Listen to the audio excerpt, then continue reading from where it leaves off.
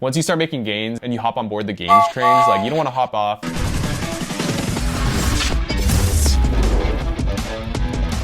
Yo, what's up guys? Josh here from Chang Nation, where I help people optimize their DMV through fitness. So given my channel is all about improving your DMV, aka dating market value, and I primarily do that through fitness just because I'm passionate about natural bodybuilding. I'm actually a professional natural bodybuilder. Your boy got his pro card last year, so the 9 months of starvation was worth it. But essentially I'd figure I'd return back to my roots and cover a video about fitness. So this video is gonna be less tactical and not as much about the how-tos, but more so covering the why, and essentially talk about why now is the best time to get into lifting. I completely understand that like lifting is pretty intimidating. It's pretty hard to stick to if you don't see results right off the bat. And to be honest with you guys, for me, the reason I got into lifting in the first place was because I got dumped by my high school girlfriend and I had just quit soccer. So I just channeled my energy from soccer into lifting. And back then I thought that lifting would get me girls. It definitely helps in the sense that like it's an indicator variable. So essentially it's like 1, the guy works out, 0 is the guy's out of shape. But in terms of like deadlifting 500 pounds, you're getting a 3-plate bench, just basically like impressive feats of strength naturally. It doesn't really impress girls. If anything, it impresses guys more than girls. So essentially what I wanted to do in this video is basically give you guys 3 reasons why now is the best time to get into lifting. And the reason I wanted to make this video is because I feel like working out has had a tremendous positive impact on my dating results. I wanted to essentially make a video listing a few reasons why you should just get started today. You know, stop putting it off if you don't like lifting, or if you're always on the fence and like hesitant about lifting, maybe this video can give you that extra motivation to get started. All right, so reason number 1 is the rising obesity rate. So currently in the US, people are just getting fatter and fatter. Like I'm pretty sure the obesity rate now is over 40%. And granted, this is defined by BMI. So I know that BMI is pretty inaccurate for people who lift since the muscle kind of skews the measurement a little bit. I think like body fat percentage is a better measurement if you lift. But essentially, I think that the reason there's like a obesity epidemic and problem in the US is just because of the popularization of fast food. As people get, you know, heavier, instead of taking action to change that, they just accept it, and it leads to complacency in my opinion. The thing is, like, I don't want to sound too superficial, but I've been on that flip end of the coin where I personally let go of myself right when I started working, like unintentionally. This primarily happened from me drinking too much alcohol and just eating fast food when I had drunchies. Drunchies are drunk munchies, so essentially I would like go out to the bars, try to hit on girls, get rejected, and then feel better about myself by getting McDonald's.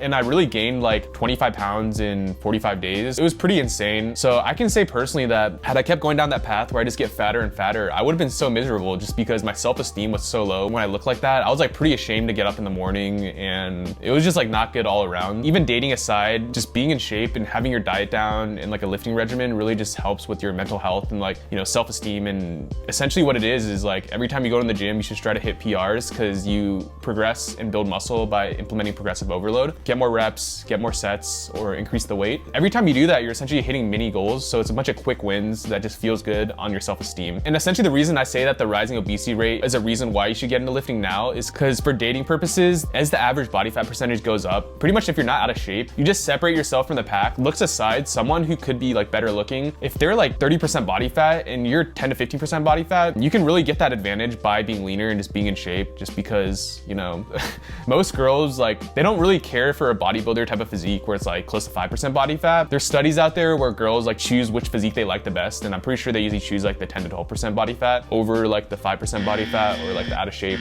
you know, 25 plus body fat. What I'd recommend for you guys is just to really identify that body fat level where you guys have an aesthetic jawline. Also, it's easily maintainable. So I think for me, the sweet spot is probably like 10 to 12%. I will caveat and say that if you're super skinny, you want to first bulk up and then cut back down. And then if you're naturally like fat, like I'm naturally fat, then you should try to strive to be leaner because naturally your body will want to be, you know, fatter. I'm a natural fat boy, you know, what can I say? All right, so reason number 2 is access to information. So this one's kind of a double-edged sword. On the one hand, you have great resources such as Jeff Nippard, Matt Ogus, Eric Helms, people at 3DMJ, Revive Stronger. The list goes on and on of people who provide good content. On the other hand, you have like fitness TikTok influencers who are like taking SARMs or steroids, and then they're just like super young and giving like really dumb advice. Technology is good because it increases the breadth of information you can access. However, you gotta really like filter out like what are the good sources and then what are the bad sources. I personally recommend, like, if you're gonna pay for anything, the one thing that changed my knowledge on fitness was buying the muscle and strength pyramids from Eric Helms. So Eric Helms is a PhD and he's also a professional natural bodybuilder. He's essentially doing like God's work in the natural bodybuilding community by putting great content out there. And this book that I'm talking about, once I read it, it really helped me prioritize what variables to focus on. So essentially it's like 2 different books, and then it structures it in a pyramid. The variables on the bottom are what you want to focus on, and then the less important variables are at the top. So for example, for nutrition, you want to focus on like caloric intake and macronutrients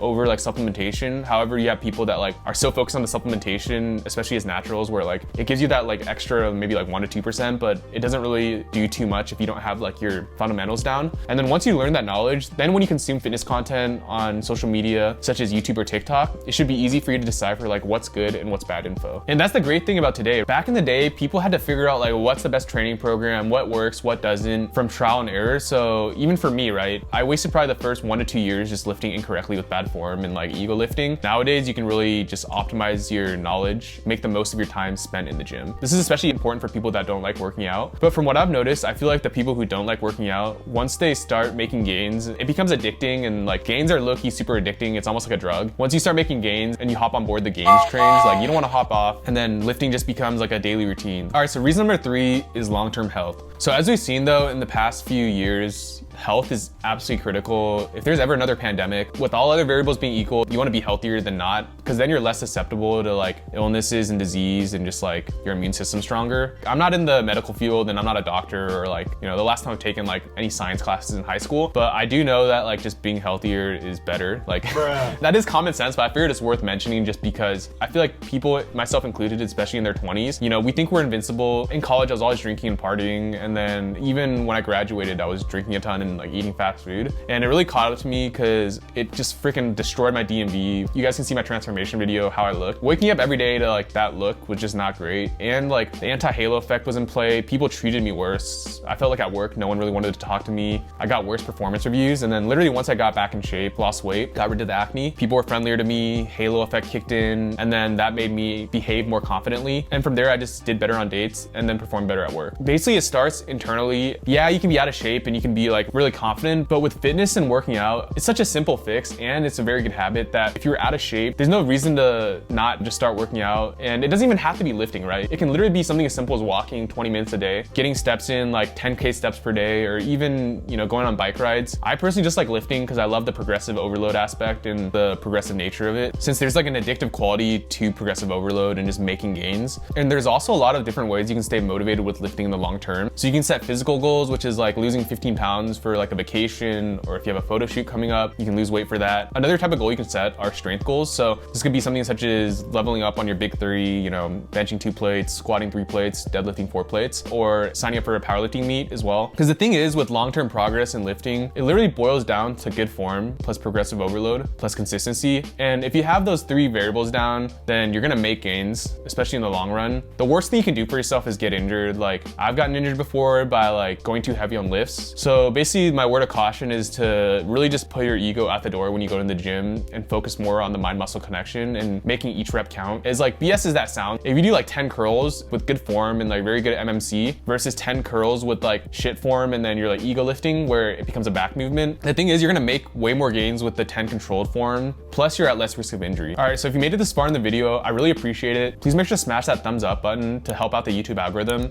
And if you have any comments or questions, please make sure to leave them down below and I'll check them out. But yeah, to sum things up, basically what I did in this video is I covered 3 reasons why now is the best time to get into lifting, especially to improve your dating life. So reason number 1 is the rising obesity rate. Reason number 2 is access to information. And then reason number 3 is long-term health. But yeah, that's basically gonna do it for this video, and I'll see you guys in the next one.